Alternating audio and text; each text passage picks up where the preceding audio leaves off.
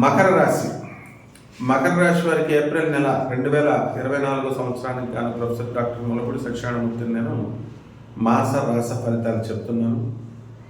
ముందుగా ఈ మకర రాశి వారికి ఏర్నైట్స్ అనే ప్రభావంలో ఉంది కాబట్టి జనం అంతా కూడా తిట్టుకుంటూ ఉంటారు. ఎక్కువ అధికమైనటువంటి ప్రభావం లేకపోయినప్పటికీ కూడా మరి పట్టు విడిచేటటువంటి సమయం కాబట్టి కాస్త ఎక్కువగా లేకపోయినప్పటికీ కూడా దాని ప్రభావం ఉంది. దానివల్ల మానసికమైనటువంటి అశాంతి, ఇంట్లో గొడవలు, టెన్షన్స్ ఇవన్నీ కూడా ఉండడం జరుగుతాయి అన్నమాట.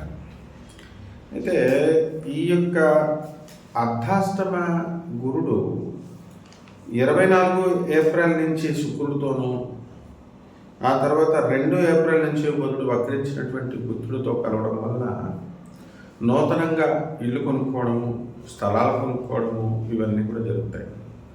వృత్తి, వ్యాపార, ఉద్యోగ విషయాల్లో అఖండమైన రైజ్కి తీసుకువెళ్ళి ఆ తర్వాత మనకి వక్రించినటువంటి బుధుడు ప్రభావం వలన గుర్తింపు లేకుండా అయిపోవడం అనేటటువంటిది జరుగుతూ ఉంటుంది.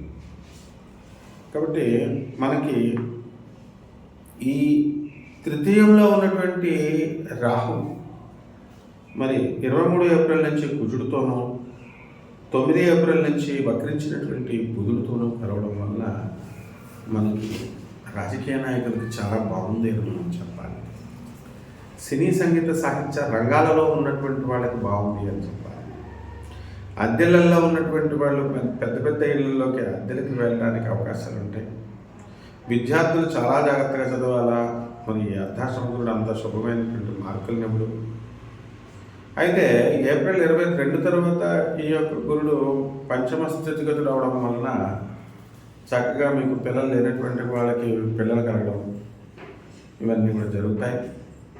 విద్యార్థులు కూడా తక్కువ కృషితోనే ఏప్రిల్ 22 తర్వాత ఎక్కువ మార్కులు రావడం, అలాగని చెప్పి ఎక్కువ కృషి చేయకుండా ఉండకూడదు. ఎప్పుడు కూడా కృషి చేయాలి. ప్రొఫెసర్గా ఎప్పుడు కూడా నేను అట్లా చెప్పడం. మరి అంటే ఆ గురు మనకు అంత స్ట్రెంథన్ అవుతాడు అనమాట ఏప్రిల్ 22 తర్వాత. That's what I'm going to say.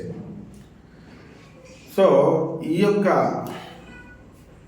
విద్యార్థులు విదేశాలకు వెళ్ళి చదవాలి అనుకునేటటువంటి భావనతో చాలామంది ఉంటారు. సో ఆ భావనతో ఉన్నటువంటి వాళ్ళంతా కూడా మీకు సీట్లు రావడం జరుగుతాయి. అలాగే విదేశాలకు వెళ్తారు. అధికమైనటువంటి ఖర్చు అనేటటువంటిది జరుగుతుంది. ఇక కోర్టు సమస్యల్లో ఉన్నటువంటి వాళ్ళు ఉంటారు. ఇటువంటి వాళ్ళ కోర్టు గొడవల్లో ఉన్నటువంటి వాళ్ళకి ఒక దారి అనేటటువంటిది దొరుకుతుంది. ఈ నెలలో మీరు వేసుకున్నటువంటి డైవర్స్ పిటిషన్లు అవనాయండి, సివిల్ కేసెస్ అవనాయండి, ఇవన్నీ కూడా ట్రయల్కి వచ్చేటటువంటి సందర్భాలు ఉన్నాయి. అలాగే ట్రయల్కి వచ్చేసినటువంటి కేసులు ఏవైతే ఉన్నాయో అవన్నీ కూడా డిస్పోజ్ అయిపోవడానికి అంటే ఆర్డర్కి రిజర్వ్ చేయబడి ఉన్నాయి. సో ఈ విధంగా మనకి ఈ మకర రాశి వాళ్ళకి టోటల్ కోర్టు సమస్యల నుంచి రిలీఫ్ అనేటటువంటిది కనబడుతుంది.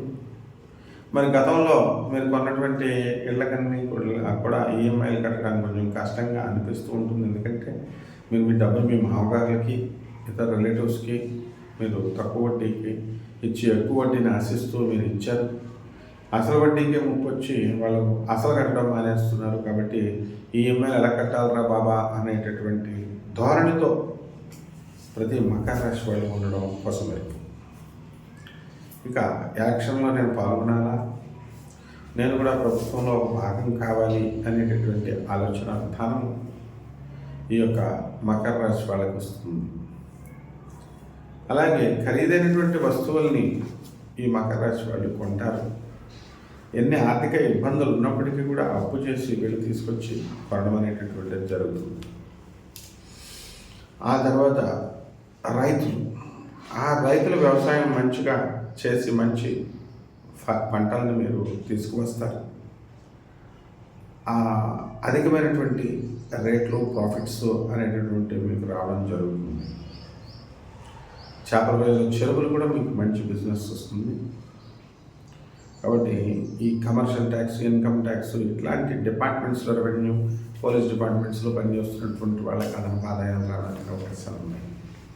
ఇక రెమెడీస్ దగ్గరికి వచ్చేసరికి శని జపం చేయండి, శని స్తోత్రాలు చదవండి, శనికి కిలోంపావు నల్ల నువ్వుల్ని, నల్లని వస్త్రాన్ని పేద బ్రాహ్మడికి శనివారం నాడు ఉదయం 8 గంటలకి దానం చేయడం ద్వారా మీకు ఈ శని దోషం అనేటువంటిది పోతుంది. కాకులకు అన్నం పెట్టండి.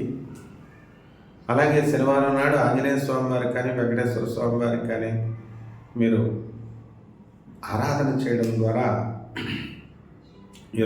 ఈ యొక్క శని దోషం సంపూర్ణంగా పోతుంది. శుభమస్తు.